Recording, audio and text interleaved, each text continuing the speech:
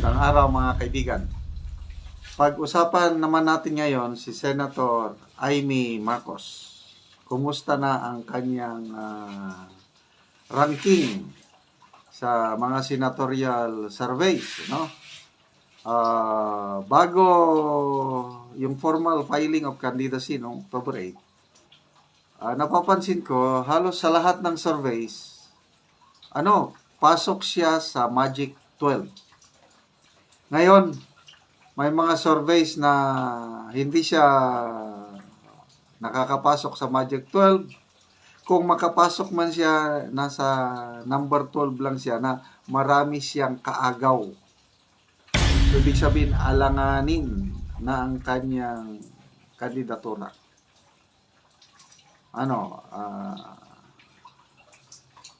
Marami nang galit sa kanyang DDS. Maraming galit sa kanya ng mga loyalist. Kinakarma na ba? Ito pakinggan natin ang isang political analyst, si Professor Franco. In-interview siya ng ANC. Anong dahilan? Bakit wala na, bumababa na ang numbers o ranking ni Senator Amy? Well, many months before the May 2025 elections, you've got Senator Bato de la Rosa and Senator Amy Marcos. What does this tell you? I mean, at this point in time, in the round of... Okay, sa pinaka-latest na survey ng SWS, number 12 si Senator Amy, kailang nagtay sila ni Senator Bato de la Rosa plus may isa pa. So, tatlo sila sa number 12. Ibig sabihin, dalawa pa rin ang babagsak. So, pag ganito ang kanyang performance, nakikita ko, habang papalapit ang eleksyon, baka lalo siyang pababa ng pababa. To midterm elections, Professor, do you want to be at this spot, given that you are an incumbent? Is this a good place to be at this point? It's not a good place to be at this point. It's not a good place. Incumbent ka, kapatid ka ng presidente, dapat nasa, to be safe, number 8, pataas. Kaya lang kung number 12 ka, yung mga surveys, wala, alanganin. So bakit nasa alanganing pwesto ngayon si Senator Amy? As you said, they're incumbent senator. I think Amy suffers from the fact that she is neither here nor there. Her place in this latest survey tells us that the people do not like that. But what about... Sabi ni Professor Franco, ang dahilan is Amy has no stand on certain issues. Parang nasa gitna. Parang bang namamangka sa dalawang papel. And voters do not like that. Agree ako doon. Dapat hindi yung safe palagi. You must make a stand. Kaya si Senator Amy, pwedeng maka-Marcos, pwedeng maka-Duterte, play safe, para daw wala siyang masagasaan. Yun ang kinakaayaw ng marami. Senator Bato de la Rosa, why is he placing so low? Still within the Magic 12 though, but low compared to Senator Bongo. I mean, these are the staunchest allies of former President Rodrigo Duterte there at the Senate. Yeah, that's also surprising, but then he does not have the malasakit centers to speak of as compared to Bato, no? So that's probably something that Okay, punta tayo. Tuloy pa rin natin kay Senator Amy. May post dito ni si Joey De Bebre. Sabi niya, Amy played a big role in stopping the Peking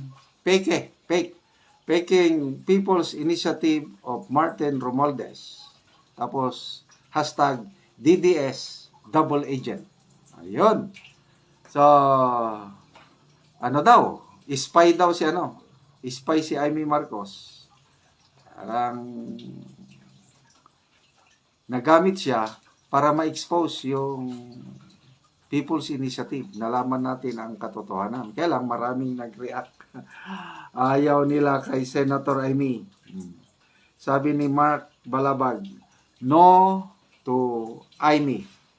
Basta Marcos, automatic, no vote na yan. Eric Gogo, of course, she opposed Tamba personal plan.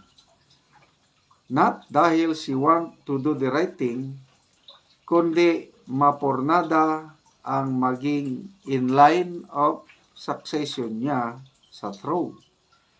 The Game of Throne is everybody interested of this position and will get it to what the cost. Kaya konsentidor siya sa mga pangyayari kahit alam niya dahil she will lose the grip of the power if she will collapse. So, she cannot be trusted. Hindi na mapagkatiwalaan. So, si Joey Dibibre sabi niya, agree. Don't trust her, but the collateral effect of that PI did not push through. So, marami ang nag-comment dito, no vote for her, wala nang never again sa mga pamilya Marcos, sabi ni Bex Rosa. Pamilya Marcos and Romualdez, kahit sabihan pa na may ganire, may ganyang sinabi ni Amy para sa kanyang kapatid, higit sa lahat siya ang nakakakilala ng lubusan ang mga yan. So, ate manggaluslus, ate manggagamit.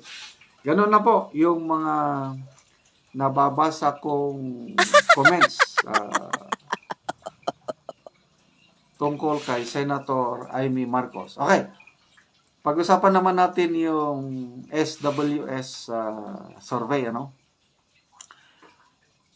Karamihan, administration candidate ang pumasok.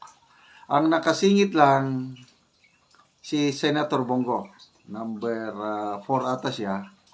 Nakasingit si Ben Tolpo. At sino pa yung isa? I think Willie Rebillami. Tapos yung number 12, yun na. Nagtay sina Senator Bato and Senator Amy Marcos. So all the rest, yan na, administration candidate. Ang mga nalaglag, ang mga kawawang administration candidate, yung parang alanganin ng mga ito. Benhur Abalos, Senator Tolentino, hindi nakapasok sa Magic 12. Sino pa? Lito Lapid. Yan tatlo na yan, hindi nakapasok sa Magic 12. Manny Pacquiao, pasok na pasok si Manny Pacquiao eh. Kahit anong gagawin natin, mananalo at mananalo talaga si Manny Pacquiao. Wala akong problema personally, wala akong problema kay Manny Pacquiao when it comes sa karangalan na nadala niya sa bansa, sobrang-sobra na. But then, kung ang pag-uusapan ay magiging isang senador, I'm sorry, hindi siya anong gagawin niya sa Senado? Ano ang naipasa niyang batas nung naging senador niya? Wala. Ang masasabi lang niya na accomplishment niya nung naging senador siya is yung pagkandak lang ng investigasyon tungkol sa korupsyon. So ngayon, ang kanyang plataforma is labanan pa rin ang korupsyon eh. Kaya lang, nung election nung May 2022, binabanatan niya ang Marcos na mga korap, magnanakaw. Ngayon, kakampi niya na. Ano ba yan?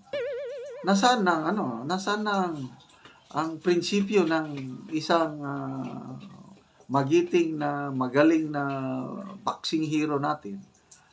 Ano bang nangyari? Bakit bigla siyang tumahimik na hindi na corrupt? Wala na yung corruption issue again sa mga Marcos. Tapos ngayon, gusto pa rin niyang labanan ng corruption, kaya lalaban pa rin siya bilang senador. Anyway, good luck na lang kay Senator Amy. Sana mananalo kayo, but kung hindi, pasensya na lang. Hindi katanggap-tanggap ng mga botante yung namamangka sa dalawang ilog.